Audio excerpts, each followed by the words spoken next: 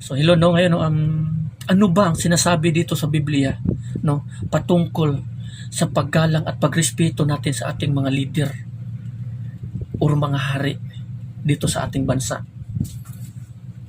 Kasi maraming mga tao kasi dito sa atin no, na walang respeto at walang paggalang sa ating mga hari.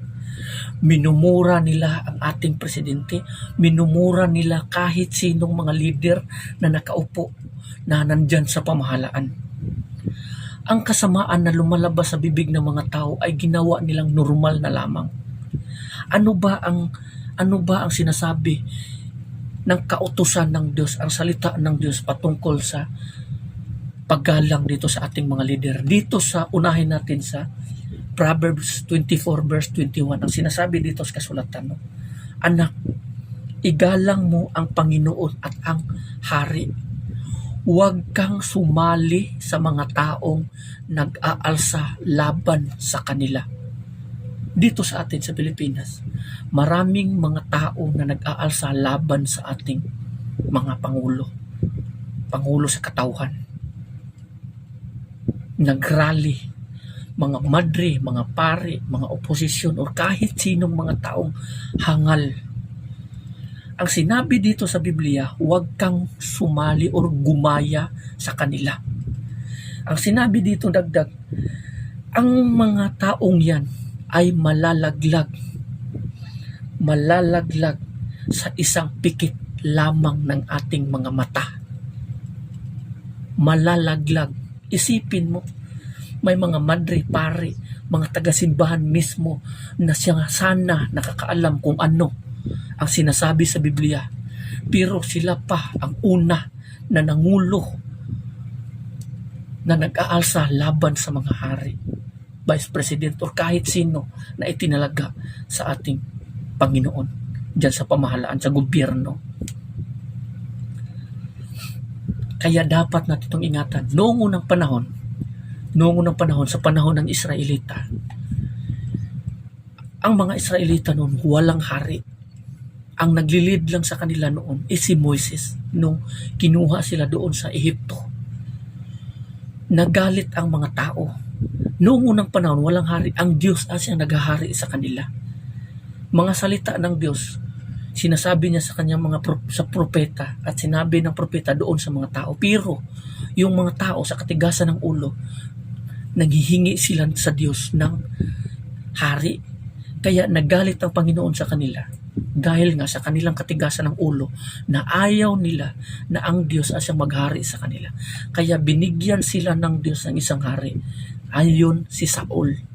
Doon nagsimula ang gobyerno na itinalaga ng Diyos si Saul bilang hari sa Israelita. Doon nagsimula ang gobyerno na dapat ang mga tao susunod kung ano ang utos ng hari. Dito na nabuo or binigay ang kautusan na sinabi, igalang mo ang hari at ang Panginoon. Dito sa Exodus 22 verse 28, sinabi rin dito, huwag mong mumurahin ang hari. Huwag mong mumurahin. Dito sa atin, tignan mo yung mga tao ngayon, mga lumalabas na mga salita sa bibig ng ating mga tao. Mababasa mo mismo sa nakapost sa Biblia, makapost sa mga social media, Facebook, YouTube, Instagram, TikTok, or kahit sa ang social media, minumura nila ang ating hari na itinalaga ng Panginoon. At hindi naiintindihan ng mga tao ang kanilang mga ginagawa, ni hindi nga nila alam ang kautusan ng Panginoon, kung ano ang inutos ng Panginoon na binigay ng Panginoon ng kautusan sa atin dito para sa mga hari. Kasi nga, yung mga tao mapanghusga, sabihin nila, yung tao na yan adik, yung tao na yan magnanakaw. Yan ang sigaw ng bawat tao. Ito. Tapos doon, minumura nila. Ito. Kasi hinuhusgahan nila yung hari natin, mga pangulo, leader. Ang sinabi dito sa kasulatan ni ating Panginoong Hesukristo, paano mo masasabi sa iyong kapwa, halika kaibigan, tatanggalin ko ang alikabok sa iyong mga mata, kung ang troso sa iyong mga mata ay hindi mo nga matanggal. Paano mo masasabi yan ngayon? Diyan nagkakamali ang tao. Kaya mag-ingat kayo sa mga salita na lumalabas sa inyong bibig. Baka yan, pagdating ng araw, yan ang dahilan na kayo ay mapaparusahan. Itatapon kayo ng Diyos sa impyerno at ilalayo kayo sa kanyang presensya dahil nga hindi ang Diyos ang pinapahari ninyo sa inyong puso, kundi ang demonyo. Dahil ang demonyo ang naghahari sa inyong puso, ang lahat ng lumalabas sa inyong bibig, salita ni Satanas, mga masasama, yan ang dahilan kung bakit mapaparusahan ang tao. Dito sa sulat ng Roma 13 verse 1, sinabi dito, ang bawat tao ay dapat pasakop sa mga pinuno ng pamahalaan.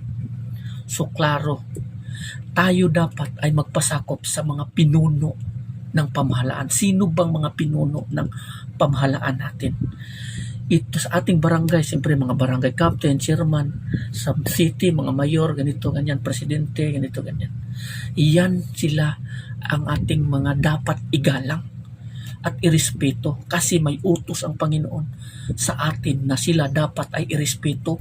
Huwag tayong magsalita ng masasama o pagmumura laban sa kanila o pag-aalsa laban sa kanila dahil tayo po ay malalaglag sa isa lamang pikit ng ating mga mata. At dagdag pa dito, sinabi, sapagkat walang pamahalaang hindi mula sa Diyos. Itong mga bagay na ito ay mula sa Diyos. Sinasabi ko na, sa simula pa lang, itanilaga ng Panginoon si Saul. Doon nagsimula ang gobyerno sa pamamagitan ni Saul. Kaya yung gobyerno na yun, nabuo or itinalaga ng Panginoon. Yan ay mula sa Diyos or galing sa Diyos. Dagdag pa dito, at ang Diyos ang nagtatag ng mga pamahalaang umiiral. So ito, ang gobyerno na ito, hindi ito itinatag ng tao, kundi itinatag ito ng Diyos. Kung ikaw mag-aalsa laban sa hari, sa pamahalaan, sa gobyerno, magmumura ka, mag-aalsa, magsalita ng mga masasama laban sa kanila, doon mo yan unang binabato sa Panginoon bago mo sa tao, sa kanila. Kasi nga dito, sinasabi dito, no? At kaya nga, ang lumalaban sa pamahalaan ay lumalaban sa itinalaga ng Diyos. Yan, klaro na sinasabi. Kung ikaw lumalaban ka sa mga pamahalaan, nagmumura ka, minumura mo, dipug ka, ganito, ganyan, dipug ka na yan, lahat ng uri ng kasamahan na lumalabas sa iyong bibig, pag-aalsa, pagmumura or anuman, isipin mo sa Diyos at saka sa pamahalaan mo yan binabato. Unang-una talaga dyan sa Diyos. At sinabi dito, at sila'y nararapat sa parusa. Alam nyo na sinabi dito sa kasulatan sa Proverbs 24 verse 22 na maaaring malaglag sila sa isa lamang pikit ng mata.